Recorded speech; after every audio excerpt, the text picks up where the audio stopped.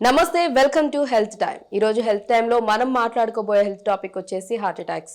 ఇప్పుడు యాక్చువల్లీ చూసుకున్నట్లయితే ప్రతి ఒక్కళ్ళు అంటే చాలా సాధారణం అయిపోయింది. ఒకప్పుడు అంటే చాలా తక్కువగా రేర్గా ఉండేవి కేసెస్. హార్ట్ అటాక్స్ రావటము, స్ట్రోక్స్ లాగా వచ్చి చనిపోవడం అనేవి చాలా తక్కువ ఉండేవి. బట్ ఇప్పుడు చూసుకున్నట్లయితే ఆల్మోస్ట్ 60 to 70% పీపుల్ వరకు కూడా ప్రతి ఒక్కళ్ళు కూడా హార్ట్ అటాక్స్ రావటం, లేదంటే హార్ట్ రిలేటెడ్ ఇష్యూస్తో సఫర్ అవడం అనేది జరుగుతూ ఉంది. అండ్ ఎర్లీ ఏజెస్లో అంటే చాలా చిన్న వయసులో వాళ్ళకు కూడా ఇవి రావడం అనేది జరుగుతుంది. అసలు రావడానికి గల కారణాలు ఏంటి, లక్షణాలు ఏ విధంగా ఉంటాయి, అండ్ ఎటువంటి టెస్టులు చేసి నిర్ధారణ చేసుకోవడం జరుగుతుంది, దీనికి ట్రీట్మెంట్ అనేది ఏ విధంగా ఉంటుంది వంటి విషయాలు ఈరోజు మనకి తెలియచేయడానికి ఈరోజు మనతో పాటు ఉన్నారు డాక్టర్ ఐవి శివప్రసాద్ గారు మనతో ఉన్నారు. వీరు వచ్చేసి కార్డియో ఫిజిషియన్ అనమాట. సో వీరితో మాట్లాడి మరిన్ని విషయాలు మనం తెలుసుకుందాం. నమస్కారం డాక్టర్ గారు. సో ఇప్పుడు మనం చూసుకున్నట్లయితే చాలా వరకు అంటే ఎక్కువగా హార్ట్ అటాక్స్ రావటం కూడా ఫస్ట్ అటెంప్ట్లోనే, అంటే ఫస్ట్ టైం స్ట్రోక్ వచ్చినప్పుడే చనిపోవడం అనేది కూడా చాలా మందిలో చూస్తున్నాం. అండ్ దట్టు కూడా చిన్న ఏజ్ వాళ్ళలో కూడా చూస్తున్నాం. అసలు ఫస్ట్ థింగ్ రావడానికి గల రీజన్స్, కారణాలు ఏంటంటారు? హార్ట్ అటాక్ అనేది రావటం అంటే హార్ట్కి ఉన్న రక్తనాళం, ఏదైతే రక్తం సరఫరా చేసే ఆర్టరీస్ అంటాం, ఆ రక్తం సరఫరా చేసే ఆర్టరీస్లో బ్లాక్స్ తయారవటం. ఈ బ్లాక్స్ తయారవడం అనేది జనరల్గా ఒక 5,000 పిల్లవాళ్ళ నుంచి కూడా స్టార్ట్ అవ్వచ్చండి. 5,000 పిల్లవాళ్ళ నుంచి ఒకప్పుడు మనకి పాతకాలంలో ఎలా ఉండేది అంటే మన లైఫ్ స్టైల్ యాక్టివిటీస్ కానీ, అంటే ఈ ఎవరికైనా కానీ ఒక ఫిజికల్ యాక్టివిటీ కానీ, ఎక్సర్సైజ్ కానీ, లేకపోతే వాళ్ళు తినే తిండిలో కానీ, ఆహార పదార్థాలు ఇవన్నిట్లో కానీ ఒక సిస్టమేటిక్గా ఉండేది. ఫిజికల్ యాక్టివిటీ రెగ్యులర్గా డెఫినెట్గా అందరికీ ఉండేది. ఇప్పుడు మన రోజుల్లోనే మనం అనుకున్నా కూడా స్కూల్లోకి కిలోమీటర్లో నడిచి ఇవాళ రోజుల్లో అలాంటి ఇది ఆస్కారము లేదు, వాళ్ళు ఇష్టపడట్లేదు. సో ఏమవుతుందంటే తినే తిండి కానీ ఈ మార్పులు ఏవైతే మన మెకానికల్ లైఫ్లో వస్తున్న మార్పులు రెగ్యులర్గా ఉన్నాయి, అవి చిన్నప్పటి నుంచి కూడా అదే ప్రాసెస్లో ఉంటున్నారు. వీటి కారణంగా ఏంటంటే ఒకప్పుడు ఈ స్లోగా బ్లాక్స్ ఒకవేళ డెవలప్ అయినా కూడా ఈ కొవ్వు పదార్థం అనేది ఎక్స్ట్రా ఏదైతే బ్లడ్లో ఉన్న కొలెస్ట్రాల్ వెళ్ళి ఈ హార్ట్కున్న రక్తనాళాల్లో సెటిల్ అవ్వటం, కానీ ఆ సెటిల్ అవుతూ మెల్లిగా అది ఒక బ్లాక్ తయారైనా కూడా స్లోగా అది ఏజ్ కొంత 5 years 10 years 20 years అలా స్లోగా ఏజ్ పెరిగే కొంది ఒక స్లోగా ప్రోగ్రెస్ అయ్యేది.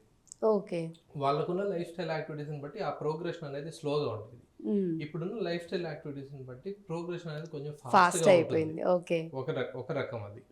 రెండో రకంలో ఏంటంటే ఈ వీటిల్లో కొంతమంది స్మోకింగ్ చేసేవాళ్ళు కావచ్చు, లేకపోతే టొబాకో యూజ్ చేసేవాళ్ళు కావచ్చండి. అంటే ఏదైనా గుట్కా చూయింగ్ కానీ, తంబాకు కానీ, పాన్ వీటిలో వేసుకునే టొబాకో ఎక్కడైనా యూజ్ చేసిన వాళ్ళు కానీ, ఇంకా అదర్ సబ్స్టెన్సెస్ అబ్యూస్ అంటాము, కొకెయిన్ కానీ, marijuana కానీ, లేకపోతే అదర్ సెడేషన్ తీసుకోవటం కానీ, వీటన్నిటిలో ఏంటంటే చాలా వరకు వీటికి హార్ట్ మీద ఎఫెక్ట్ అనేది ఉంటుందండి, ఎస్పెషల్లీ హార్ట్ మీద రక్తనాళాల్లో. సో ఇవి కూడా ఒక బాడీలో ఇన్ఫ్లమేటరీ ప్రాసెస్ అనేది ఒకటి క్రియేట్ చేస్తాయి. ఆ ఇన్ఫ్లమేటరీ ప్రాసెస్ అనే దాంట్లో ఈ కొలెస్ట్రాల్ వెళ్ళి హార్ట్కున్న రక్తనాళాల్లో బ్లాక్స్ తయారు చేయటంలో అదే స్లోగా ప్రోగ్రెస్ అవ్వటం అనేది జరుగుతుంటుంది. ఎస్పెషల్లీ స్మోకింగ్ వాళ్ళలో పెద్ద బ్లాక్స్ డెవలప్ అవ్వకపోయినా కూడా చిన్న బ్లాక్ ఒక 10-20% బ్లాక్ ఉన్నా కూడా అది కానీ అన్స్టేబుల్గా ఉందనుకోండి, ఆ బ్లాక్ కానీ ఏమాత్రం ఆ బ్లాక్ అన్స్టేబుల్గా ఉన్నప్పుడు ఒక చిన్న క్రాక్ లాగా వచ్చినా కూడా దాంట్లో లోపల ఒక క్లాట్ ఫామ్ అయిపోతుంది. సో ఏజ్ రిలేటెడ్గా వచ్చే వాళ్ళకి ఒక నేచర్ ఆఫ్ బ్లాక్స్ అనేది కొంచెం డిఫరెంట్గా ఉంటుంది. ఎర్లీ ఏజెస్లో వచ్చే వాళ్ళ బ్లాక్స్ కొంచెం నేచర్ డిఫరెంట్గా ఉంటుంది. సో ఈ రెండిట్లో కొద్దిగా ట్రీట్మెంట్ విషయంలో కానీ, వీళ్ళు ఎందరూ అప్రోచ్ అయ్యే క్లినికల్గా మనకు అప్రోచ్ అయ్యే పెయిన్ డ్యూరేషన్, వాళ్ళకున్న ఈ యాక్టివిటీస్ వలన కానీ, వాళ్ళ వచ్చేటప్పుడు వాళ్ళు వచ్చే సైన్స్ సిమ్టమ్స్తో కానీ, వీటిల్లో కొంత మనకి ముందే మనం తీసుకునే హిస్టరీని బట్టి కొంత అవగాహన వస్తుంది. సో యంగ్ ఏజ్ వాళ్ళలో రావడానికి కారణాలు డెఫినెట్గా ఈ life style activities, substance abuse కావచ్చు, విపరీతమైన ఆహారంలో కొలెస్ట్రాల్ తిండి, బయట ఫుడ్స్ కానీ, లేకపోతే ఆయిల్వి కానీ ఎక్కువ మనకి ఎక్కడ కూడా పెద్దగా ఈ కంటైన్డ్గా ప్రాపర్గా ఇంట్లో అనుకోండి హెల్తీ ఫుడ్ తినడం అనేది బేసిక్గా తగ్గించేశారు, అది తగ్గిపోతుంది. సింపుల్ గా చెప్పాలంటే కొంతమంది ఉన్నారండి, బట్ వచ్చే పేషెంట్స్ లో కొంతమంది చెప్పే వాళ్ళు రోజు బిర్యానీ తినే వాళ్ళు కూడా ఉన్నారు. అలాంటి వాళ్ళు డెఫినెట్ గా అలాంటి ఒక బాబుకి 28 ఇయర్స్ బాబు కూడా స్ట్రోక్స్ తో డెవలప్ అయ్యి ప్రెజెంట్ చేసిన వాళ్ళు ఉన్నారు అనమాట. సో ఇవన్నీ ఎవిడెన్సెస్ మనకి చూడటానికి. ఓకే, ఫస్ట్ ప్రథమంగా ఏంటంటే life style, activities, food, exercise,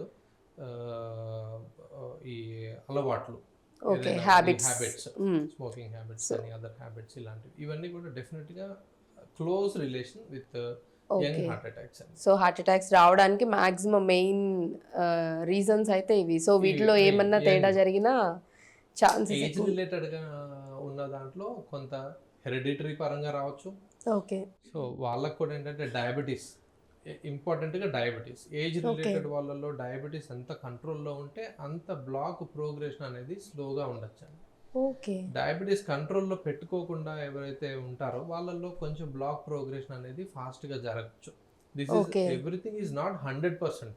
and one more thing, actually నాకు ఇంకొక డౌట్ కూడా వచ్చింది. ఇప్పుడు ప్రతి అంటే నార్మల్గా మనకి కనిపించే ప్రతి హెల్దీ పీపుల్ అంటే హెల్దీ పర్సన్లో కూడా ఈ బ్లాకేజెస్ అనేవి ఉంటాయా? అంటే ప్రతి ఒక్కరికి ఉంటాయా, లేకపోతే నార్మల్గా ఎస్పెషల్లీ మీరు ఇందాక ముందు చెప్పినట్లు హ్యాబిట్స్, ఫుడ్, రెగ్యులర్గా బిర్యానీస్ తినేవాళ్ళు, లేదంటే ఈ అలవాట్లు డ్రింకింగ్ కానీ స్మోకింగ్ కానీ ఇలాంటివి తీసుకునే వాళ్ళకే ఎక్కువగా ఇవి కనిపిస్తూ ఉంటాయి అంటారా?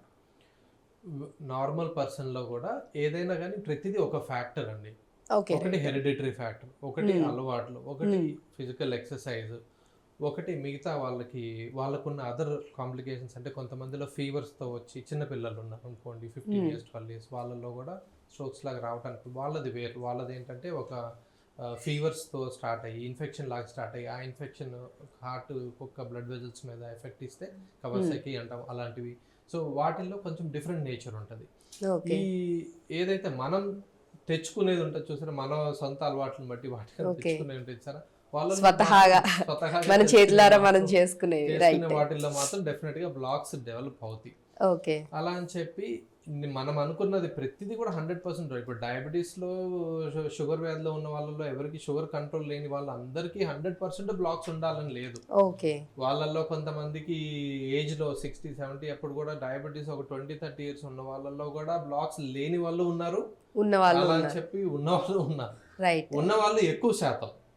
ప్రాబ్లం అయ్యేది ఉన్న వాళ్ళకి, కాబట్టి మనం ఆ కేటగిరీని మనము వాళ్ళని అధ్యయనం చేయటం కానీ, వాళ్ళకి మనం టెస్టులు చేయటం కానీ, వాళ్ళకి అవసరమైన ట్రీట్మెంట్ని మోడలిటీస్ ట్రీట్మెంట్ కానీ అందించడం కానీ జరగాలి.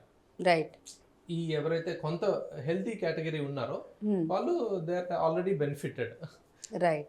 అండ్ అలాగే ఈ బ్లాకేజెస్ ఏవైతే ఉన్నాయో అంటే ఇనీషియల్ తక్కువ పర్సంటేజెస్ అంటే వాటిని ఎట్లా మీరు అంటే ఎంత ఉంది, ఎలా ఉంది, కంప్లీట్గా బ్లాక్ అయిపోయిందా, లేకపోతే ఇంకా అసలు కొన్ని కేసెస్లో కంప్లీట్గా బ్లాక్ అయిపోయింది, ఇమ్మీడియట్గా చేసేయాలి, బైపాస్ చేయాలి, లేదంటే ఇంకా ప్రాణాలకే ప్రమాదము, చాలా సీరియస్ కండిషన్, అది కూడా ఆల్ ఆఫ్ సడన్గా అంటే మనిషి చాలా హెల్దీగా నార్మల్ తన జనరల్ థింగ్స్ అన్నీ చేసుకుంటూ ఉంటాడు, బట్ ఆల్ ఆఫ్ సడన్ ఏదో ఒకటి సడన్గా పడిపోవడము, లేకపోతే చెస్ట్ దగ్గర పెయిన్ వచ్చిందని చెప్పేసి పడిపోయిన వెంటనే ఇవన్నీ ఇలాంటివి కూడా జరుగుతూ ఉంటాయి. అంటే ఈజ్ ఇట్ హార్మ్ఫుల్? అంత హార్మ్ఫుల్గా ఉంటుందా బ్లాకేజెస్ అనేవి? అంటే లేకపోతే చిన్నగా ఉండటం వాటి పరిమాణాన్ని బట్టి అంటే కొంచెమే అయిందా, పెద్దగా అయిందా అనే దాన్ని బట్టి బేస్ చేసుకొని కూడా ఎఫెక్ట్ అనేది ఉంటుందంటారా? డెఫినెట్గా ఈ హార్ట్ అటాక్, మేజర్ హార్ట్ అటాక్లకి ఎప్పుడైతే వస్తుందండి, అది it is very important and early the best. Okay, early time starts from the time when pain starts. అంటే పెయిన్ స్టార్ట్ అయినప్పటి నుంచి కూడా అంటే ఆల్రెడీ హార్ట్ మధ్యలో డ్యామేజ్ అవడం మొదలైంది. సో పెయిన్ నుంచి ఆ పెయిన్ వచ్చిన తర్వాత ఎప్పుడైతే ఏది మేజర్ స్ట్రోక్, స్టెమీ అంటాం మనం, ST ఎలివేషన్ MI అంటాము, వీటిల్లో పెయిన్ స్టార్ట్ అయిన దగ్గర నుంచి ఎంత త్వరగా వస్తే అంత బెస్ట్గా ట్రీట్మెంట్ జరగటానికి, వాళ్ళకి తర్వాత కాంప్లికేషన్స్ రాకుండా ఉండటానికి అవకాశం ఉంటుంది. వీళ్ళల్లో ఏంటంటే చాలా వరకు మనకి ఉన్న సొసైటీలో ఇష్యూ ఏంటంటే ఈ ఏదైనా కానీ చెస్ట్ పెయిన్ వచ్చినప్పుడు ఫస్ట్ గ్యాస్ అనుకోవటం, కామనెస్ట్ గా మనం మిస్టేక్ చేసుకునేది self blunder mistake actually gas అనేది. సో పెయిన్ కూడా అందరికీ కూడా ఒకే ఇంటెన్సిటీతో పెయిన్ రాదండి. డయాబెటిక్ వాళ్ళలో పెయిన్ ఉండకపోవచ్చు, ఉన్నా కూడా కొంచెం ఏదైనా మైల్డ్ పెయిన్ లాగా, మైల్డ్ గ్యాస్ లాగా రావచ్చు వాళ్ళకి, గ్యాస్ అనేది బర్నింగ్ లాగా, చెస్ట్ స్వెట్టింగ్ రావచ్చు. సో ఏమీ లేకుండా ఒట్టి స్వెట్టింగ్ కూడా రావచ్చు. ఓకే, ఇవన్నీ యాక్చువల్లీ సిమ్టమ్స్. ఇవన్నీ సిమ్టమ్స్. అందుకని ఎప్పుడైనా ఏ సిమ్టమ్ వచ్చినా ఫస్ట్ ఒక డాక్టర్ ని వెళ్ళి కలిసి, దగ్గరున్న ఫిజిషియన్ కార్డియాలజిస్ట్ కలిసి వాళ్ళ సలహా తీసుకోవడం అనేది ఇంపార్టెంట్. ప్లస్ ఈసీజీ అనేది చాలా సింపుల్ టెస్ట్ అయిపోయింది. ఇవాళ రేపు మనకి ఎక్కడైనా కూడా ఈసీజీలు అవైలబుల్ ఉన్నాయి. ఈవెన్ ఇంటీరియర్స్ లో కూడా చాలా చోట్ల ఈజీగానే ఈసీజీ అవైలబుల్ ఉన్నాయి. వెళ్ళి ఎక్కడ ఈసీజీ పాయింట్ ఉన్నదో అక్కడికి వెళ్ళి ఒక ఈసీజీ తీసుకోవడమే. ఆ తీసుకున్న తర్వాత ఆ ఈసీజీని ఎవరికి వాట్సాప్ లో పంపినా, ఏ డాక్టర్ ఏ మెడికల్ పంపించినా ఇమీడియట్ గా మీకు ఇది ఎమర్జెన్సీ కాదా అని చెప్పగలుగుతారు. దాన్ని బట్టి ఎమర్జెన్సీ కాని వాళ్ళకి కొంత చేంజెస్ ఉంటే మీరు వెళ్ళాలండి, చెకప్ చేయించుకోవాలి, మళ్ళీ మీకు వేరే ఫర్దర్ టెస్ట్లు కూడా చేసుకోవాలి. ఎమర్జెన్సీ ఉన్నది అంటే మీరు నియరెస్ట్ కార్డియాక్ సెంటర్ కి క్విక్ గా వెళ్ళండి. ఈ రెండు మనకు చెప్పడానికి ఉంటది. ఓకే, సో సిమ్టమ్స్ లో ఓన్లీ ఇవే ఉంటాయా? ఇంకేమన్నా మనకి మేజర్గా అంటే ముందే మన బాడీ మనల్ని అలర్ట్ చేస్తుందా? వేరే సిమ్టమ్స్ ఏమన్నా చూపిస్తా అంటే ఇక్కడ పెయిన్ వస్తుంది, లేకపోతే మీరు అన్నట్టు స్వెట్ రావటం, చెస్ట్ దగ్గర పెయిన్ రావటం, ఇవి కాకుండా ఇంకా వేరే సిమ్టమ్స్ కూడా ఏమన్నా తెలుస్తాయా మనకి? ఇవి రెండు ఫస్ట్ ఫార్మోస్ట్ సిమ్టమ్స్ మనకి. ఎప్పుడైతే నేను చెప్పిన స్టెమీ అనేది వచ్చినప్పుడు ఫస్ట్ ఫార్మోస్ట్ సిమ్టమ్ ఇది పెయిన్, స్వెట్ లాగా. స్టెమీ కాకుండా రెండు అదర్ కేటగిరీస్ ఉన్నాయి. నాన్ ఎస్టీ ఎలివేషన్ అమ్మాయి అంటాం. దాంట్లో కూడా పెయిన్ వస్తుంది, కానీ it will give some time అన్నమాట. దానికి మీరు ఎమర్జెన్సీగా విత్ ఇన్ నో టైం వెళ్ళిపోయి ట్రీట్మెంట్ చేయాలి అలా కాకుండా కొంచెం టైం ఇవ్వచ్చు, but you have to go. అది కూడా విత్ ఇన్ ఎంత అర్లీగా ట్రీట్మెంట్ తీసుకుంటే అంత మంచిది. ఎందుకంటే ఈ నాన్ ఎస్టీ ఎలివేషన్ అమ్మాయి తర్వాత స్టెమీగా డెవలప్ అవ్వచ్చు. So both are equally very risky, very life threatening, both కూడా important to treat at the earliest moment. స్టెమీకి ఫాస్ట్ గా, స్టెమీకి నెక్స్ట్ లెవెల్ లో, బట్ ఇట్ ఈస్ ఫాస్ట్ గా. రెండింటికి తేడా లేదు, పెద్ద డిఫరెన్స్ అయితే ఎక్కువ టైం పార్ట్ లో రెండు కూడా ఇంపార్టెంట్. ఎర్లీ తర్వాత వచ్చేది అన్స్టేబుల్ యాంజైనా అంటాం, ఎన్ఫర్ట్ యాంజైనా అంటాం. వీటిల్లో ఏంటంటే కొంత 4 అడుగులు నడిస్తే ఆయాసం రావటం, నొప్పి రావటం, ఇవి అలర్ట్ సిమ్టమ్స్. ఇలా ఉంటుంది అన్నప్పుడు కొంతమంది ఇప్పుడు ఒక ఫ్లోర్ ఎక్కితేనే ఆయాసం ఉంటుంది. హార్ట్దే కాకుండా అదర్ కారణాలు కూడా ఉన్నాయి ఆయాసంకి. సో ఇలాంటి వాళ్ళు ఏంటంటే ఒకసారి డాక్టర్ దగ్గరికి పోయినప్పుడు, ఫిజిషియన్ దగ్గరికి వెళ్ళినప్పుడు వాళ్ళు మిగతా ఈసీజీ అనేవి, 2D ఎక్కువ అనేవి, ఇట్లా ట్రెడ్మిల్ టెస్ట్ కానీ ఇలాంటివి చేయటం, హిమోగ్లోబిన్ ఎంత ఉంది చూడటం, ఇంకా అదర్ కిడ్నీ సంబంధించిన ప్రాబ్లమ్స్ ఏమైనా ఉన్నాయి, ఇలాంటివన్నీ కూడా ఎవాల్యుయేట్ చేసి కరెక్ట్ గా కార్డియాక్ రిలేటెడ్ గా ఉన్నదాన్ని కార్డియాక్ ట్రీట్ చేస్తే అది కరెక్ట్ గా ఉంటదండి. రైట్. సో ఈ విధంగా యాక్చువల్ అంటే సిమ్టమ్స్ అనేవి ఈ 3 కేటగిరీస్లో ఉండొచ్చు. బట్ ఏదైనా కానీ ఫస్ట్ అండ్ ఫార్మోస్ట్ మనకి ఏదైనా ప్రాబ్లం వచ్చింది అంటే మాత్రం ఫస్ట్ మనం చేయాల్సింది డాక్టర్ దగ్గరికి వెళ్ళాలి, డాక్టర్ని కన్సల్ట్ అవ్వాలి. సో వాళ్ళు దెన్ మనల్ని చూసిన తర్వాత మనల్ని కొన్ని ఎగ్జామిన్ చేసి మనకి టెస్ట్లు అవన్నీ చేస్తారు కాబట్టి, సో వాటి రిజల్ట్ని బేస్ చేసుకొని మన ప్రాబ్లం ఏంటనేది చెప్తారు. అండ్ ఇంకొకటి కూడా సార్, చాలా వరకు కూడా మీరు అన్నట్లుగా గ్యాస్ట్రిక్ ప్రాబ్లంకి, హార్ట్ అటాక్కి చాలా మందికి తెలియదు. మ్యాక్సిమం ఇప్పుడు అందరికీ గ్యాస్ట్రిక్ ప్రాబ్లమ్స్ అనేవి ఉంటున్నాయి. కొంచెం స్టమక్ దగ్గర కానీ చెస్ట్ దగ్గర కానీ మంటలా అనిపిస్తే ఇమీడియట్గా ఫస్ట్ చేస్తున్న మిస్టేక్ గ్యాస్ట్రిక్ రిలేటెడ్వి టాబ్లెట్స్ వేసుకుంటున్నారు. ఇఫ్ ఇన్ కేస్ ఒకవేళ అది హార్ట్ రిలేటెడ్ అయి ఉంటే కనుక ఆ మెడిసిన్స్ అనేవి ఎఫెక్ట్ చేస్తుంది అంటారా? హార్ట్ది ప్రాబ్లం ఉండి గ్యాస్ లాగా బర్నింగ్ సెన్సేషన్ వచ్చింది అనుకోండి, ఆ టైంలో గ్యాస్ టాబ్లెట్ వేసుకున్నా పెద్దగా ఉపయోగం అయితే ఉండదండి, డెఫినెట్గా తగ్గదు. అది తగ్గకపోవడం అనేది ఒకటి మెయిన్ వాళ్ళకి అదొక ఒక కారణంగా తీసుకోవాలి, ఇమీడియట్ గా రష్ అయ్యి వెళ్ళాలి అనేది. ఓకే. కానీ అసలు ఫస్ట్ ఆ అపోహలోకి ఎవరైతే ఇప్పుడు రీచబుల్ సెంటర్స్ లో ఉన్నారో, ఇప్పుడు సిటీలో ఉన్నారు, లేకపోతే డిస్ట్రిక్ట్ సెంటర్స్ లో కానీ, లేకపోతే అదర్ మండల్ లెవెల్స్ ఎక్కడైనా కానీ హెల్త్ కేర్ ఫెసిలిటీకి దగ్గరలో ఉన్నారో వాళ్ళు మాత్రం ఉత్తమం ఫస్ట్ వెళ్ళి ఈసీజీ అనేది తీపించుకోవాలి. ఈవెన్ గ్యాస్ టాబ్లెట్ వేసుకున్నా కూడా నా అడ్వైస్ ఫస్ట్ వెళ్ళి ఒక ఈసీజీ తీసుకోవాలి. ఆ ఈసీజీని ఎవరైతే ఈసీజీ తీసుకున్నారో ఆ ఈసీజీని ప్రతిసారి కూడా ఒకళ్ళు, ఇప్పుడున్న మన దగ్గర అందరి దగ్గర స్మార్ట్ ఫోన్స్ ఉన్నాయి, ఒక స్మార్ట్ ఫోన్ లో పీడిఎఫ్ లాగా చేసి పెట్టుకోవాలి. ఎందుకంటే ఇదే సిమ్టమ్ ఇప్పుడు ఫోన్ గ్యాస్ లాగా రావచ్చు, ఇప్పుడు కార్డియాక్ కాకపోవచ్చు. రేపు ఎప్పుడన్నా ఇదే పేషెంట్ కి కార్డియాక్ లాగా కానీ లేకపోతే ఇదే సేమ్ గ్యాస్ లాగా వచ్చింది అనుకోండి, మళ్ళీ 6 నెలలకి వెళ్ళి ఎప్పుడో ఈసీజీ తీసారనుకోండి, మనం ఎప్పుడు కూడా ప్రీవియస్ ఈసీజీ ఏమైనా ఉందా అని కంపేర్ చేసుకొని చూస్తాం. బికాస్ దాన్ని మనం డైనమిక్ చేంజెస్ అంటామండి. డైనమిక్ ఎస్టిటి చేంజెస్ అనేవి ఈసీజీలో కానీ చూస్తే that is more suspicion of heart problem. Okay. అంటే ఈజీగా రికగ్నైజ్ చేయడానికి డాక్టర్స్ ఇప్పుడు కి ఈజీ చేసిన అయిపోతుంది. ఈసీజీలో నార్మల్ ఉందనుకోండి, రేపు 3 మంత్స్ 6 మంత్స్ తర్వాత ఎప్పుడో మళ్ళీ ఈసీజీలో కానీ చేంజెస్ వచ్చినాయి అనుకోండి, okay. So we should evaluate. Okay. అంటే సో ఈ patient ఈజీగా it is not difference like ఏంటనేది కాదు అని క్విక్‌గా. క్లియర్ గా కొట్టి పారేసి ఇంటికి వెళ్ళండి అని చెప్పడానికి లేదు వల్ల. ఓకే. సో ఆల్వేస్ నా పేషెంట్స్ ప్రతిదీ కూడా నేను కంపల్సరీగా ఈ విషయం చెప్తాను. ఈసీజీ ఒక పీడిఎఫ్ చేసి పెట్టుకోండి. ప్రతి ఒక్కరి దగ్గర స్మార్ట్ ఫోన్స్ ఉన్నాయి వల్ల పెద్ద ప్రాబ్లం లేదు అది. రైట్. లేదా ఒక జిరాక్స్ తీసి పెట్టుకోండి. ఈ రెండు, ఒకవేళ ఫోన్ లేని వాళ్ళు జిరాక్స్ తీసి పెట్టుకోండి. ఈ రెండు ఇంపార్టెంట్ అండి. ఓకే. సో ఎందుకు గ్యాస్ట్రిక్ది కూడా చెప్తున్నానంటే మ్యాక్సిమం చాలా వరకు ఎక్కువ మంది చేస్తున్న మిస్టేక్ అదే.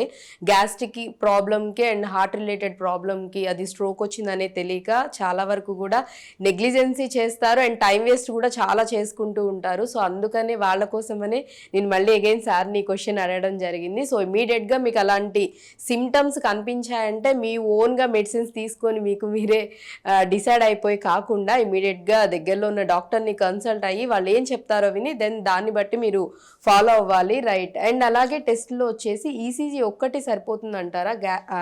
హార్ట్ రిలేటెడ్ ఏదైనా ఇష్యూ ఉంటే ఫర్దర్ ప్రయారిటీగా మనకి ఇంపార్టెంట్ గా తెలిసేది ఈసీజీ. అంటే whether it is an emergency or emergency కాకుండా మనం కొద్దిగా ఫ్యూ అవర్స్ టైం తీసుకొని అయినా చేయొచ్చా అనేది మనకి ఫస్ట్ ప్రయారిటీగా ఈసీజీలో తెలుసు. ఆ ఈసీజీ తీసినప్పుడు ఏదైతే నేను ఎస్టీ ఎలివేషన్ ఎంఐ అన్నానో అదైతే మనం ఇమీడియట్ గా we will rush them to the cardiac cath lab centre దగ్గర ఉన్న. క్యాత్ ల్యాబ్ లేదు, హార్ట్ సెంటర్ కాదు అన్నప్పుడు మనం ఈ కొంచెం మనం ఆ క్లాట్ కరిగే ఇంజెక్షన్ ఉంటాయి, ఆ ఇంజెక్షన్ ఇవ్వగలుగుతాం. ఇవాళ మనకి గవర్నమెంట్ సెంటర్స్, గవర్నమెంట్ హాస్పిటల్స్ లో కూడా available. They are very costly, some 40,000-50,000 అలా కాస్ట్లీ ఉన్నా కూడా they are available in government hospital. That is really remarkable change in Indian health care system, what I can tell. So ఆ affordability అదంతా పెంచి public ఆ facility ఉంది కాబట్టి they should utilise అండి. అందుకనే ఏ మాత్రం ఇట్లా ఉన్నాయి. ఎందుకంటే ఇప్పుడు సింపుల్ అండి, గ్యాస్ అనుకోండి ప్రాణ నష్టం జరగదు కదా, హార్ట్ అనుకోండి ప్రాణ నష్టం జరగదు. ఈ రెండే డిఫరెన్సెస్. గ్యాస్ అనుకోని దాన్ని అపోకపోయి గ్యాస్ టాబ్లెట్ వేసుకొని దాని టైం గడిపే కన్నా ఈ ఒక్కటి తెలుసుకుంటే సరిపోతుంది. ఈసీజీ ఎంత పెద్ద కాస్ట్ ఎఫెక్టివ్ పెద్ద ఇబ్బంది ఏమి ఉండదు, అవైలబుల్ ఉంటుంది. సో మన 24/7 ఎన్నో హాస్పిటల్స్ ఉన్నాయి. ఎక్కడికి వెళ్ళినా ఈసీజీ సెంటర్ లేని హాస్పిటల్స్ అయితే యూజువల్ గా ఉండవు. Most of they will be available. So ఈ కరెక్ట్ అప్రోచ్ లో వెళ్ళటం అనేది ఇంపార్టెంట్ అండి. అన్నిటికన్నా వీళ్ళు ఎక్కడ ఇబ్బంది పడుతుంది అంటే, ఒకసారి మనకి ప్రాబ్లం వచ్చిన తర్వాత ఒక చెస్ట్ గ్యాస్ లాగా వచ్చింది అనుకోండి, అరే ఇప్పుడు పోయి డాక్టర్ దగ్గరికి ఎందుకులే, ఇప్పుడు వెళ్ళి అవి చేయటం ఎందుకులే, ఇవి చేయటం ఎందుకులే అనే ఒక రెసిస్టెన్స్, నెగ్లిజెన్సీ చాలా కొన్నిసార్లు నెగ్లెక్ట్ చేస్తారు. ఒకటి వెళ్ళి ఎక్కడో ఆ గ్యాస్ టాబ్లెట్ ఇంట్లో ఏదైనా ఎవరిదైనా ఫాదర్ పేరెంట్స్ ఎవరిదైనా ఉంటే వేసుకోవటం, సరే మార్నింగ్ చూద్దాంలే ఇప్పుడు రాత్రిలో ఎందుకు అని అనుకోవటం, ఇవన్నీ ఉంటాయి. బట్ ఐడియల్గా నైట్ టైం వచ్చే చెస్ట్ కంప్లైంట్స్ కొంచెం ఎక్కువ అండి, ఎర్లీ అవర్స్ ఎస్పెషల్లీ కూడా. అందుకని even as per the sum even కొంతమంది బిగ్ ఆథర్స్ రాసిన బుక్స్ ప్రకారం కూడా నైట్ టైం వచ్చిన చెస్ట్ పెయిన్ ని without any evaluation you should not leave. ఒకవేళ అలాంటి పేషెంట్ హాస్పిటల్కి వస్తే మనం సేఫ్ వేలో కూడా వాళ్ళని అడ్మిషన్ కానీ ఒక 24 hours అబ్జర్వేషన్ కానీ చేసుకుని వాళ్ళకి ఫర్దర్గా, ఎందుకంటే ఈ నేను చెప్పిన విధంగా మీకు ఎన్స్టేమీ నుంచి స్టేమీ డెవలప్ అయినా, లేకపోతే అన్స్టేబుల్ యాంజైనా నుంచి ఎన్స్టేమీ డెవలప్ అయినా కొంత టైం డిఫరెన్స్ ఉంటుందండి. కొంత పేషెంట్స్ లో పెయిన్ రావచ్చు, సబ్సైడ్ అయిపోవచ్చు, 15 minutes పెయిన్ ఉంది వెళ్ళిపోయింది మళ్ళీ లేదు. ఈ పేషెంట్ మళ్ళీ ఒక 2 hours తర్వాత 6 hours తర్వాత పెయిన్ రావచ్చు, చెప్పలేము. అంటే ఎలా ఉంటుంది అంటే, ఇప్పుడు ఆ హార్ట్ ఏదైతే బ్లడ్ వెజల్ ఉందో ఆ రక్తనాళంలో ఒక 99% 95% బ్లాక్ ఉన్నది అనుకోండి, పూర్తిగా కవర్ అవ్వలేదు. సో ఆ మధ్యలో కొంత పెయిన్ వచ్చి పోయింది. ఈ 100% ఎప్పుడైతే మిగతాది కూడా బ్లాక్ అయిపోయింది, అప్పుడు కంప్లీట్ సివియర్ పెయిన్ కానీ ఆ స్వెట్టింగ్ ఇవన్నీ కూడా, అదర్ బీపీ డ్రాప్ అవడం స్టార్ట్ అవడం, ఇలాంటివన్నీ కూడా స్లోగా డెవలప్ అవడం. లేట్ చేసే కొద్ది కాంప్లికేషన్స్ లోకి వెళ్తారండి. కాంప్లికేషన్స్ గురించి నేను చెప్తాను. ఫస్ట్ ఇది మాత్రం ఫస్ట్ అప్రోచ్ ఇవి, రైట్? సో ఇనిషియల్ గా అండ్ అంటే మనం చూసుకున్నట్లయితే కోవిడ్ అయిపోయిన తర్వాత కూడా చాలా మందికి పోస్ట్ కోవిడ్ టైంలో కూడా హార్ట్ అటాక్స్ చాలా మందికి రావడం అనేది మనం చూసాం. సో రీజన్స్ ఏంటంటారు, కారణాలు? కోవిడ్లో డెఫినెట్గా మనకి కొన్ని స్టడీస్, ఈవెన్ లాస్ ఏంజలస్లో సెడార్స్ అని కొన్ని యూనివర్సిటీ ఇన్స్టిట్యూట్స్లో కూడా కొంత స్టడీస్ అయితే జరిగినాయి. ఆ స్టడీలో కూడా around 29% increase in heart strokes between 29 years to 44 years age కేటగిరీలో పెరిగిందని చెప్పి ఒక మనకి దాని స్టడీ రిపోర్ట్ కూడా వాళ్ళు రిలీజ్ చేశారండి ఇంటర్వ్యూగా. ఓకే. సో అలాగే 44 to 60 ఇయర్స్ మధ్యలో వాళ్ళకు కూడా ఒక 16 to 19% వాళ్ళకి రైజ్ ఇన్ హార్ట్ స్ట్రోక్స్ అయ్యిందని చెప్పి అది కూడా స్టడీ ప్రకారం. సో ఎర్లీ ఏజ్ వాళ్ళలో ఎక్కువ స్ట్రోక్స్ రైజ్ అయినట్లు కనపడుతుంది మనకి రిపోర్ట్ బట్టి. సో దీంట్లో ఏంటంటే కోవిడ్లో మనకి 100% మనం స్ట్రిక్ట్గా చెప్పడానికి ఒక డేటా అనేది లేకున్నా కూడా, బట్ ఓవరాల్గా మనం చూస్తున్నా కూడా ఇప్పుడు వీఆర్ సీయింగ్ అది యంగ్స్టర్స్లో especially 3rd decade 4th decade of లైఫ్లో కొంతమంది సడన్ స్ట్రోక్స్ ఏమి హ్యాబిట్స్ లేకపోయినా కూడా, ఏమి అదర్ కారణాలు లేకపోయినా, హెరిడిటరీస్ లేకపోయినా కూడా చాలా మంది sudden cardiac arrest, sudden cardiac చాలా వరకు అంటే ఒక పాస్ట్ ఒక 3-4 ఇయర్స్ నుంచి చూసినట్లయితే హెల్దీగా ఉంటున్నారు. ఈవెన్ రెగ్యులర్గా వాళ్ళు వ్యాయామాలు ఇవన్నీ చేస్తూ ఉంటారు. ఫుడ్ విషయంలో కూడా చాలా కంట్రోల్గా ఉంటారు. బట్ ఆల్ ఆఫ్ సడన్ ఎందుకు అనేది తెలియదు. బట్ వాళ్ళు ఫస్ట్ అటెంప్ట్ లోనే ఇమ్మీడియట్ గా చనిపోవడం రావడం. నేను చెప్పినట్టు ఇందాక మీకు వాళ్ళలో ఫామ్ అయ్యేది మోస్ట్లీ వీళ్ళలో ఏంటంటే క్లాట్ ఫామ్ అవుతుందండి. రైట్. కోవిడ్తో కూడుకున్న బ్లాక్ లాగా కాకుండా ఎక్కువగా వీళ్ళలో బాగా క్లాట్ అంటే రక్తం గడ్డగట్టిపోతాం. ఓకే. సో ఫ్యాట్ వల్ల కాకుండా ఓన్లీ బ్లడ్ క్లాట్ అయిపోతుంది. ఫ్యాట్ అది ఉంటది, చిన్న బ్లాకేజ్ ఉన్నది, అది కంప్లీట్ గా బ్లాక్ ఉండాల్సిన అవసరం లేదు. Even small blocks with fat ఉన్నా కూడా అది చిన్న ఏమైనా క్రాక్ రప్చర్స్ అట్లా అన్స్టేబుల్ ప్లాక్ అంటాము, అలాంటి వాటిల్లో మాత్రం కానీ ఉన్నా అవి పెద్ద క్లాట్ లాగా ఫామ్ అవ్వచ్చు. సో అది జరిగిన వాళ్ళలో ఎస్పెషల్లీ ఈ స్మోకర్స్ వీళ్ళలో కూడా అంతకుముందు వాళ్ళలో యంగ్ ఏజ్ స్మోకర్స్లో కూడా ఇలా హార్ట్ స్ట్రోక్స్ వచ్చింది దీని కారణంగానే. ఓకే. కోవిడ్లో కూడా ఇలాంటి రెస్పాన్సే ఒక ఇన్ఫ్లమేటరీ స్టేటస్, బాడీ ఇన్ఫ్లమేటరీ అంటే ఎప్పుడైతే కోవిడ్ వైరస్ ఎక్స్పోజ్ అయ్యారో, కోవిడ్ తర్వాత ఏదైతే ఇన్ఫెక్షన్ వస్తుందో బాడీ సెల్ఫ్ ఇమ్యూనిటీ ఏదైతే దాన్ని ఫైట్ చేస్తుందో అప్పుడు కూడా మనం ఈ సైటోకైన్ స్టార్మ్ అని ఇలా మనం కోవిడ్ టైంలో చాలా డిస్కషన్స్ అవి చేసాం చాలా. రైట్.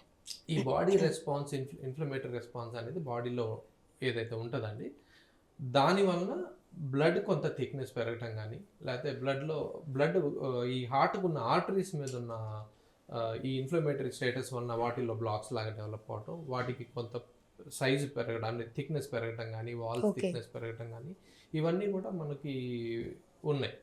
ఈవెన్ అటాప్సీ అంటే చనిపోయిన వాళ్ళల్లో కూడా అటాప్సీ చేసిన తర్వాత చూసినప్పుడు కోవిడ్లో బాగా ఎక్స్పోజ్ అయ్యి బాగా సివియర్ కోవిడ్ హై వైరల్ లోడ్స్తో ఉన్న వాళ్ళల్లో కొంతమందిలో ఆర్టరీస్లో ఇన్ఫ్లమేటరీ స్టేటస్ ఉండటం కానీ, ఇన్ఫ్లమేషన్ వల్ల హార్ట్లో క్లాట్స్ ఫామ్ అవటం అనేది నిర్ధారణ జరిగింది కొన్ని.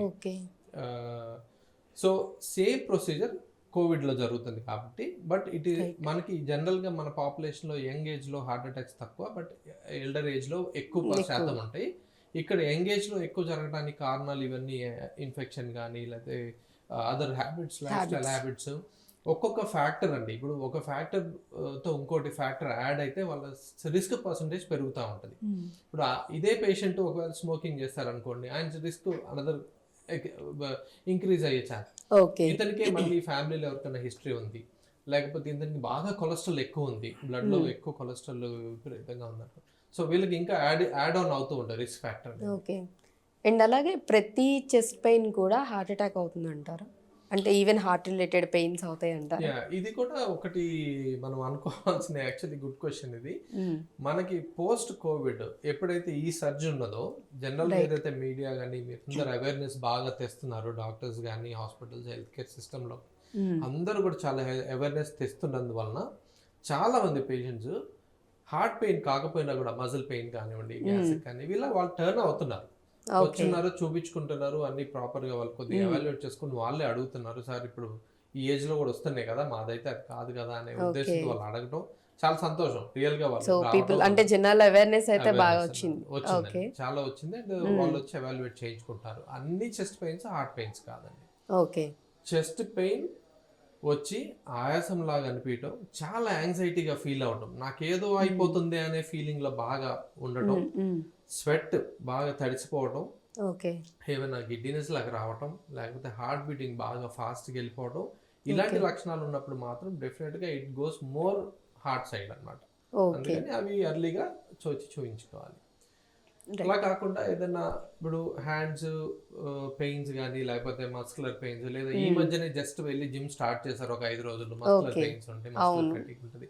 సో ఈ పెయిన్స్ ని మనం అర్థం చేసుకోగలం హార్ట్ కాదు అని. బట్ వాళ్ళకి వచ్చే పెయిన్ ఇక్కడ ఉంటది కాబట్టి చెస్ట్ అనుకొని వాళ్ళు ఈవెన్ గ్యాస్ట్రిక్ వి కూడా కొంచెం ఈ మజిల్స్ పార్ట్ లో ఇక్కడ చెస్ట్ దగ్గర వచ్చినప్పుడు కూడా చాలా మందికి అది ఏ పెయిన్ ఏంటో ఎందుకన్నా మంచిది ముందు వెళ్ళి యాక్చువల్లీ డాక్టర్ ని కన్సల్ట్ అవుదామని ఆలోచించే వాళ్ళు కూడా చాలా మంది ఉన్నారు. అది మాత్రం మంచిది యాక్చువల్గా. ఓకే, బికాస్ ఒక టోటల్ గా హార్ట్ పెయిన్ కాదని ఎంత నాలెడ్జ్ ఉండే ఎక్స్పీరియన్స్డ్ అయిన సీనియర్ డాక్టర్, సీనియర్ కార్డియాలజిస్ట్ దగ్గర కూడా వాళ్ళకి అన్ని కూడా చూసి మళ్ళీ ఒకసారి ఈసీజీ చేసి 2D ఎకో చేసి దాన్ని బట్టే నిర్ధారణ చేయగలరు. కానీ పైనుంచి చూసి అయితే చెప్పారు ఇప్పుడు ఆ రిస్క్ తీసుకోలేమండి. సో ఇమీడియట్ గా ఈసీజీ అయితే మస్ట్ షుడ్ గా చేస్తారు. ECG simple and more informative test. So life saving అనుకోవాలి ఒక రకంగా. ఫస్ట్ కాంటాక్ట్ లో ఇట్ ఈస్ లైఫ్ సేవింగ్. ఎవరికైనా హార్ట్ అటాక్ వచ్చిన ముందు మీరు అన్నట్లు బైపాస్ ఎమర్జెన్సీగా చేయాలన్నా, ఎమర్జెన్సీగా స్టెంట్ వేయాలన్నా, ఎమర్జెన్సీగా రక్తం కరిగే ఇంజెక్షన్ ఇవ్వాలన్నా అన్నిటికీ ముందు తీయాల్సింది ఫస్ట్ ఈసీజీ. ఓకే, సో దాన్ని అంటే దానిలోనే తెలిసిపోతుంది మొత్తం మంది అంటే ప్రాబ్లం ఏంటనేది క్లియర్ గా తెలుస్తుందండి. Emergency, non emergency, life saving కి ఇతను ఫర్దర్ గా మనం ఏం చేయాలి, ఇతను ఫర్దర్ గా ఎవాల్యుయేట్ చేయాలా, లేకపోతే అవసరం లేదు ఇది లుకింగ్ లైక్ నార్మల్, లేకపోతే ఇప్పుడు ఎమర్జెన్సీగా ఇతనికి ఏమైనా ట్రీట్మెంట్ చేయాలా అనేది అట్లీస్ట్ మోస్ట్ ఆఫ్ ద అంటే 100% కాకపోతే but it will give most of the information for a first medical contact doctor. Okay, and అలాగే బాగా ఓవర్ వెయిట్, ఎక్కువ వెయిట్ ఉన్న వాళ్ళు, ఒబేసిటీ ఉన్నవాళ్ళు, అండ్ అలాగే బీపీ హై బీపీ కానీ లో బీపీ కానీ ఉన్న వాళ్ళకు కూడా చాలా వరకు కూడా ఎక్కువ ఛాన్సెస్ ఉంటాయని అంటూ ఉంటారు. హార్ట్ అటాక్ కానీ లేకపోతే హార్ట్ రిలేటెడ్ ఇష్యూస్ రావడానికి పాసిబిలిటీస్ ఎక్కువ ఉంటాయంటారు. సో అంటే నిజమేనా, ఛాన్సెస్ ఎక్కువగానే ఉంటాయంటారా? ఎలాగైతే డయాబెటీస్ గురించి మనం అనుకున్నాము, షుగర్ వ్యాధి ఎక్కువ హార్ట్ అటాక్స్ వచ్చే అవకాశం ఉందని అనుకున్నాము, అలాగే హైపర్ టెన్షన్ కూడా ఒక రిస్క్ ఫ్యాక్టర్. ఓకే, అలాగే బాగా ఒబేసిటీ ఉన్న వాళ్ళలో కూడా, ఒబేసిటీ ఉన్న వాళ్ళ అందరిలో హార్ట్ బ్లాక్స్ ఉండాలని లేదండి. కానీ ఒబేసిటీ ఉన్న వాళ్ళలో ఏంటంటే జనరల్ గా వాళ్ళలో ఎక్కువ శాతం హార్ట్ బ్లాక్స్ ఉండే అవకాశం ఉంది. ఎందుకంటే వాళ్ళు ఎక్కువగా మొబిలిటీ ఉండదు, వాళ్ళకి ఏమన్నా ముందు అలార్మింగ్ సైన్స్ కూడా తక్కువగా ఉంటాయి. ఇప్పుడు కాళ్ళ నొప్పులు ఉంటాయి, మోకాళ్ళ నొప్పులు ఉన్నాయి అనుకోండి, వాళ్ళు ఎక్కువగా తిరగలేరు కదా. ఆ హార్ట్ సైన్స్ అనేవి ఎప్పుడు తెలుస్తాయి, క్రానిక్ గా స్లోగా డెవలప్ అయ్యే బ్లాక్స్. వీళ్ళు బాగా నడుచుకెళ్ళినప్పుడు ఒక ఫ్లోర్ 2 ఫ్లోర్లు ఎక్కగలిగినప్పుడు ఆయాసంగా రావడం, లేకపోతే ఇక్కడ పట్టడం, ఇట్లాంటివి వస్తే వాళ్ళకి అలార్మింగ్ సైన్స్ అవన్నీ ముందుగా తెలియటానికి. ఈ ఎక్కువగా తిరగలేని వాళ్ళు, బెడ్ రిడన్ పేషెంట్స్, వీళ్ళలో జనరల్ గా సడన్ గా వచ్చిందే మనకు తెలియచ్చు అనమాట. Okay, right. అండ్ అలాగే ఫైనల్ గా హార్ట్ అటాక్స్ అంటే ఇనీషియల్ ఒకవేళ సిమ్టమ్స్ తెలిసినప్పుడు ఫస్ట్ స్టెప్ చేయాల్సింది ఏంటి, అండ్ దీనికి ట్రీట్మెంట్ కూడా ఏ విధంగా ఉంటుంది? ఎందుకంటే చాలా వరకు కూడా కొంచెం ఆ పెయిన్, చెస్ట్లో పెయిన్ వచ్చిందంటే ఫస్ట్ భయపడిపోతూ ఉంటారు. సో ఇనీషియల్గా ఫస్ట్ స్టెప్ వాళ్ళు పేషెంట్స్ మీ వరకు అప్రోచ్ అయ్యేలోపు ఏ విధంగా ఉండాలనేది ఫస్ట్ క్వశ్చన్. అండ్ నెక్స్ట్ వచ్చేసి ట్రీట్మెంట్స్ ఏ విధంగా ఉన్నాయి ఇప్పుడు ఎట్ ప్రెసెంట్ దీనికి హార్ట్కి రిలేటెడ్ సంబంధించి? ఫస్ట్ మీరు అడిగిన క్వశ్చన్ గురించి అయితే ఇమ్మీడియట్ గా ఇంట్లో ఇప్పుడు జనరల్ పబ్లిక్ లో కూడా ఫ్రమ్ ది స్కూల్స్ కు ఉన్న బుక్స్ తో సహా వాళ్ళకి బేసిక్ లైఫ్ సపోర్ట్ అనేది నేర్పించాలండి. చాలా అవసరం ఇప్పుడు మనకి బేసిక్ లైఫ్ సపోర్ట్ అనేది. అంటే ఈవెన్ ఇంట్లో ఉన్న చిన్న పిల్లోడు కూడా సిపిఆర్ చేసే అవకాశం ఉంది, చేయగలగాలి, వాళ్ళకి ఆ నాలెడ్జ్ ఇవ్వాలి. రైట్, దేర్ వర్ ఇన్సిడెన్సెస్ మనం అప్పుడప్పుడు చూస్తుంటే, అవును, చాలా మంది ఈవెన్ పోలీస్, ట్రాఫిక్ పోలీసులు కూడా డన్ వెరీ గుడ్ జాబ్. ఎందుకంటే చాలా మంది పోలీసు, ఒకళ్ళిద్దరు కాదు, we have seen so many. అట్లా ఇప్పుడు మా దగ్గరకు వస్తున్న పేషెంట్స్ లో కూడా కొంతమందిలో వి డోంట్ రియల్లీ సర్ప్రైజింగ్ ఏంటంటే వాళ్ళు ఒక లేబర్ గా ఉన్న అతను కానివ్వండి, లేకపోతే చదువుకున్న వాళ్ళు కానీ, వాళ్ళు కూడా ఆ పక్కన ఉన్న వాళ్ళు ఇమీడియట్ గా మేము కొంచెం కార్డియాక్ కంప్రెషన్ ఇచ్చాం సార్ అని చెప్తుంటారు. ఇలా పడిపోయారని పడిపోగానే మేము ఇచ్చి తర్వాత లేసారి తీసుకొచ్చామని చెప్తాం. So it gives very good information అనమాట. జరిగింది, వీళ్ళు చేయగలిగారు ఇమీడియట్ గా. సో ఇది బాగా స్ప్రెడ్ చేయాలండి. ప్రతి మనిషికి కూడా బేసిక్ లైఫ్ సపోర్ట్ అనేది నేర్పడం చాలా ఇంపార్టెంట్. సో ఫస్ట్ ఎయిడ్ లాగా ఒకవేళ ఇలాంటి హార్ట్ రిలేటెడ్ ఇంట్లో జరిగినప్పుడు మీరు అన్నట్లు ఎప్పుడైతే పెయిన్ వచ్చిందో, పెయిన్ వచ్చిన తర్వాత ఒకవేళ కానీ మంచి కొలాప్స్ అయితే ఫస్ట్ అండ్ ఫార్మోస్ట్ చేయగలిగేది BLS support. Basic life support లో చేసిన హార్ట్ కంప్రెషన్స్ తో పాటు బ్రీతింగ్ సపోర్ట్ ఇస్తే చాలా మంది రికవర్ అయ్యే అవకాశం ఉంటుంది. ఈ రికవర్ అయిన వాళ్ళని ఇమీడియట్ గా హాస్పిటల్ కి తీసుకెళ్ళాలి. సో అలా ఎంతసేపు అంటే ప్రెషర్ ఎంత పెట్టొచ్చు అంటారు? కళ్ళు తెరిచి ఓకే, కొంచెం బ్రీతింగ్ తీసుకునేంత వరకు ఉండాలి. అట్లీస్ట్ ఒక మనం ఏంటంటే వీళ్ళు జనరల్గా ఒక హెల్ప్ అడగాలి నెక్స్ట్. సో ఇద్దరు కలిసి ఉంటే హెల్ప్ అనేది ప్రాంప్ట్ గా జరుగుతుంది జరిగే కంప్రెషన్. ఓకే, సో వాళ్ళకంటే ఎయిర్ ఒకటి అందించాలి అండ్ కంప్రెషన్ అనేది ఫస్ట్ ఇస్తూ ఉండాలి. రైట్. సో ఇవన్నీ కూడా వాళ్ళకు ప్రోటోకాల్డ్ మెజర్స్ గా ఉంటది కాబట్టి అది నేర్పించాలి. రైట్.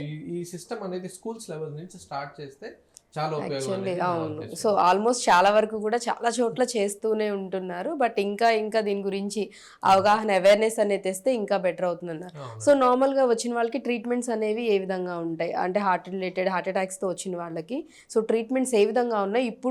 ఇప్పుడు యాక్చువల్లీ చూస్తే మెడికల్ దీనికి సంబంధించి ప్రతిదీ మెడిసిన్ కానివ్వండి, లేకపోతే యూజ్ చేస్తున్న ఎక్విప్మెంట్స్ కానివ్వండి, సర్జరీస్కి దేనికైనా కానీ ది బెస్ట్ అనేది ఇస్తున్నారు. ఎవరు కూడా అసలు కాంప్రమైజింగ్ అనేది లేదు, ఈవెన్ గవర్నమెంట్ హాస్పిటల్స్లో కూడా. సో వీళ్ళకి ట్రీట్మెంట్స్ ఏ విధంగా ఉన్నాయి? ఎందుకంటే చాలా వరకు కూడా ఎక్కువ ఖర్చు అవుతుందేమో, ఎక్కువ డేస్ ఉండాలేమో, ఇలాంటి రకరకాల అపోహలు భయాలతో ఉండే వాళ్ళు కూడా ఉంటారు కాబట్టి సో అందుకని క్వశ్చన్ అడుగుతున్నాను అనమాట. ట్రీట్మెంట్ మోడాలిటీస్ లో చాలా అడ్వాన్స్ అయిందండి. Cardiology is one of the sciences advanced గా ఎప్పటికప్పుడు అప్డేట్ అవడం, ఎప్పటికప్పుడు న్యూయెస్ట్ ప్రొసీజర్స్ రావటం కానీ జరగడం.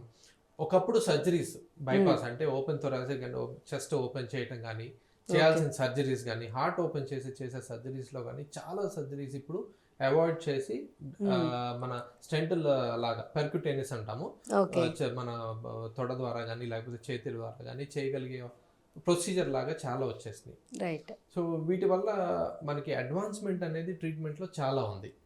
ఫస్ట్ అండ్ ఫార్మోస్ట్ తెలియాల్సింది ఏంటంటే పేషెంట్కి ఒకసారి మనం హార్ట్ స్ట్రోక్ అని నిర్ధారణ అయిన తర్వాత వాళ్ళకి జనరల్ గా మనం ఆప్షన్స్ చెప్తారు. అంటే అందరికీ కూడా మనం వెళ్ళిన ప్రైవేట్ సెంటర్ని బట్టి కానీ లేకపోతే గవర్నమెంట్ సెంటర్ని బట్టి కానీ కొంత వేరే.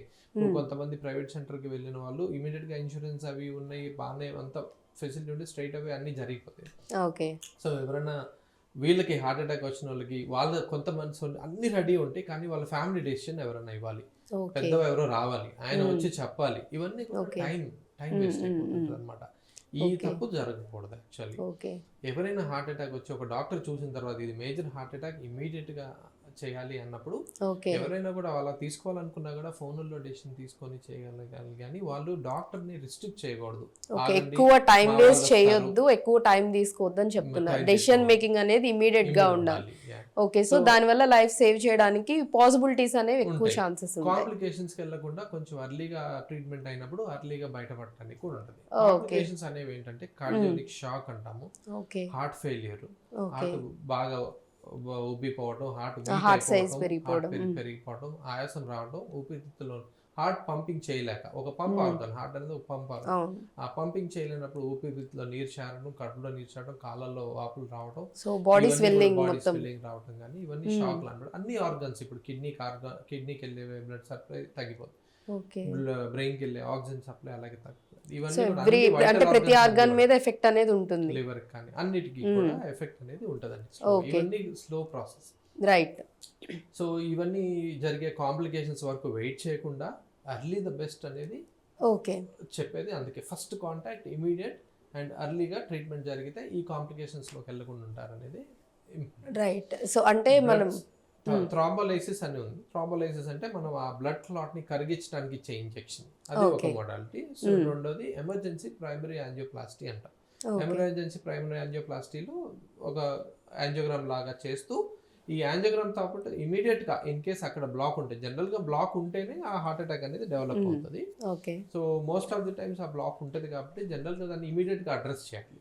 ఇమీడియట్ గా అడ్రస్ చేయడం అంటే బ్లాక్ ని క్లీన్ చేయడం, ఆ స్టంట్ ఒకవేళ క్లాట్ ఉంటే క్లాట్ ని ఆస్పిరేట్ చేయడం కానీ ఆ స్టంట్ ప్లేస్ చేయడం, దాన్ని ఓపెన్ చేయడం, ఆ బ్లాక్ ని క్లియర్ చేయడం అనేది ఇంపార్టెంట్.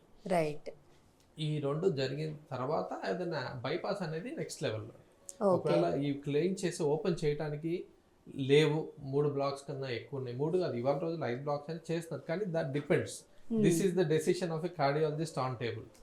ఇది చేయాలా లేకపోతే ఇప్పుడు సర్వైవ్ చేసి ఇమీడియట్ గా కల్ప్రిట్ గా చేసి తర్వాత ట్రీట్మెంట్ బైపాస్ పంపాలా లేదా ఏంటి.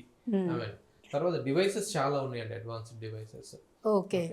IABP అంటాం, ఇంట్రాఆర్టిక్ బలూన్ పంపింగ్. ఆ బలూన్ పంపింగ్ అనేది కొంత హార్ట్ కి రిలాక్సేషన్ ఇస్తుంది అనమాట. అంటే కొంతవరకు హార్ట్ మీద లోడ్ అనేది కొంత తగ్గుతుంది. అలాగే హార్ట్ ఎల్వాట్స్, చాలా వెంట్రుకల్ అసిస్టెడ్ డివైసెస్ సో అంటే సో మెనీ చాలా వరకు యాక్చువల్లీ అడ్వాన్స్డ్ గా డివైసెస్ మీద వచ్చినాయి. ఇవన్నీ కాస్ట్ ఎఫెక్టివ్ డెఫినెట్లీ.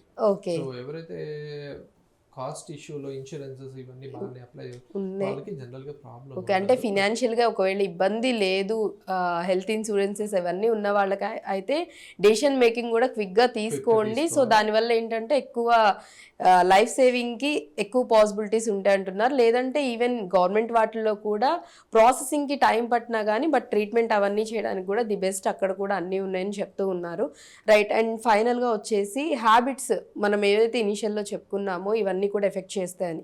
సో ఒకవేళ అంటే రాకుండా ఉండడానికి కానివ్వండి, లేకపోతే ఒకవేళ వచ్చిన వాళ్ళు ట్రీట్మెంట్స్ ఇవన్నీ తీసుకున్న వాళ్ళు కూడా వాళ్ళ లైఫ్ స్టైల్ ఏ విధంగా ఉండాలంటారు? అది ఫుడ్ అయినా ఇంకా అదర్ హ్యాబిట్స్ వాటి విషయానికి వచ్చిన దీంట్లో మనకి సెల్ఫ్గా ఒక మీరు అడిగిన దానికి ఆల్రెడీ ఒక adult more than adult age గ్రూప్లో ఉన్న వాళ్ళకి ఆల్రెడీ వాళ్ళకి ఇప్పుడున్న నాలెడ్జ్ ప్రకారం, ఇప్పుడున్న బయట సోషల్ అవేర్నెస్ కానీ వీటి ప్రకారం ఆల్రెడీ వాళ్ళకు కేటగిరైజ్ అంటే మా ఇంట్లో చాలా హార్ట్ అటాక్స్ ఉన్నాయి, నేను జాగ్రత్తగా ఉండాలి, సో నేను ముందు నుంచి చెక్ చేయించుకోవాలి అనేది ఒకటి. రెండోది ఏమీ లేకపోయినా కూడా నా లైఫ్ స్టైల్ బాగాలేదు, నేను తింటాను బయటే తింటాను, నేను ఇంట్లో సరిగ్గా తినను, నాకు స్మోకింగ్ అలవాటు ఉంది, నేను అన్ని రెగ్యులర్గా ఎక్సర్సైజ్ చేయను, నాకు వర్క్ స్ట్రెస్ ఎక్కువ ఉంది, నేను కూడా మధ్యలో చెకప్ చేయించుకుంటూ ఉండాలి, జాగ్రత్తగా ఉండాలి. ఓకే. థర్డ్ది ఆల్రెడీ నాకు సిమ్టమ్స్ ఉన్నాయి, నేను ఎర్లీగా ట్రీట్మెంట్కి వెళ్ళాలి కానీ డిలే చేయకూడదు. సో ఈ అవేర్నెస్ అనేది అయితే ఎవరైతే వాళ్ళకి వచ్చి వాళ్ళ డెసిషన్ గా వాళ్ళంతట వాళ్ళుగా వచ్చి కరెక్ట్ గా పద్ధతిలో అప్రోచ్ అయ్యి ట్రీట్మెంట్ తీసుకొని యాక్సెప్ట్ చేస్తారో, మీకు ప్రాబ్లం ఉంది అని ఒక డాక్టర్ చెప్పినప్పుడు దాన్ని యాక్సెప్టెన్స్ కూడా ఇంపార్టెంట్. వాళ్ళు యాక్సెప్ట్ చేయగలిగి దానికి ఫర్దర్ గా చేయగలుగుతారో యూజువల్ గా వాళ్ళలో జనరల్ గా నష్టం జరగదండి. ఓకే. బికాజ్ ఈ ఇయర్లీ వన్స్ హెల్త్ చెకప్ లేకపోతే 6 months ఒకసారి చేసే హెల్త్ చెకప్ లో కొద్ది గొప్ప మనకి డెఫినెట్ గా మనకు ఆ వేరియేషన్స్ కనపడతాయి. ఓకే. చాలా సడన్ గా ఇవన్నీ చేసుకుంటూ కూడా నార్మల్ సడన్ గా మీరు అన్నారు ఇందాక జిమ్ చేస్తుంటారు, అంత నార్మల్, చాలా హెవీ జిమ్ చేస్తూ ఉంటారు, సడన్ గా అవుతుంది. సో వాళ్ళల్లో మనకి కరెక్ట్ క్రైటీరియా తెలియదు. కరెక్ట్ దానిలో కొంతమంది స్మోకర్స్ ఉన్నారు, కొంతమంది సబ్స్టెన్స్ అబ్యూస్ వాళ్ళు ఉన్నారు, ఎస్పెషల్లీ కొంచెం అదర్ ఇండస్ట్రీస్ లో. సో అంటే వాళ్ళ పర్సనల్ లైఫ్ స్టైల్ ని బట్టి కూడా మేబీ ఛాన్సెస్ అనేవి ఉంటాయి అంటున్నారు. సో ఏదున్నా సరే ఫస్ట్ ఇంపార్టెంట్ ఏంటనేది ప్రివెంటివ్ హెల్త్ చెకప్ అనేది రెగ్యులర్ గా చేసుకోవడం అనేది చాలా ఇంపార్టెంట్ అండి. రైట్. సో డాక్టర్ గారు చెప్పినట్లుగా అంటే జనరల్ చెకప్స్ 6 months కానివ్వండి లేకపోతే 3 months ఒకసారి అనేవి జనరల్ చెకప్స్ అనేవి చేయించుకుంటూ ఉంటే సో వాటిలో కూడా మనకి ఏమైనా ప్రాబ్లమ్స్ ఉంటే తెలియడానికి ఛాన్సెస్ ఉంటాయని చెప్తున్నారు. At the same time life style కూడా మనం ఏ లైఫ్ స్టైల్ అనేది మనం రెగ్యులర్గా ఉంటున్నాం, ఫుడ్కి సంబంధించి కానివ్వండి, హ్యాబిట్స్కి సంబంధించి కానివ్వండి, అండ్ అలాగే వ్యాయామాలు ఇవన్నీ కూడా చాలా వరకు చేస్తున్నారు, అవేర్నెస్ చాలా వరకు వచ్చింది. ఇంకా ఎంతవరకు చేస్తున్నాం ఇవన్నీ కూడా మనం చూసుకొని దాన్ని బట్టి కనుక మనం ఒక ప్రాపర్ లైఫ్ స్టైల్లో వెళ్తూ ఉన్నట్లయితే అండ్ ఇవన్నీ జనరల్ చెకప్స్ ఇవన్నీ చేయించుకుంటూ వెళ్తూ ఉన్నట్లయితే పాసిబిలిటీస్ అనేవి చాలా తక్కువ ఉంటాయి హెల్త్ ఇష్యూస్ అనేవి రావడానికి. అండ్ ఫైనల్గా కూడా చెప్పేది ఏంటంటే ఒకవేళ హార్ట్ రిలేటెడ్ చెస్ట్ పెయిన్ కానివ్వండి లేకపోతే సిమ్టమ్స్ ఏమన్నా మీకు తెలిసినా ఇమ్మీడియట్గా మీరైతే డాక్టర్ని ఖచ్చితంగా అప్రోచ్ అవ్వండి, వెళ్ళండి, ఖచ్చితంగా చూపించుకొని టెస్టులు చేయించుకొని వాళ్ళు నిర్ధారించిన తర్వాత అప్పుడు మీరు డెసిషన్ మేకింగ్ అనేది తీసుకోండి. ఇది ఐ హోప్ ప్రతి ఒక్కరికి కూడా చాలా చాలా హెల్ప్ అవుతుంది అనుకుంటున్నాను. Before that thank you sir, thank you so much, చాలా చక్కగా ఎక్స్ప్లెయిన్ చేశారు. సో ఇదండి ఇవాల్టి హెల్త్ టాపిక్. మరో టాపిక్తో మళ్ళీ మీ ముందుంటాను. Keep watching I Dream news.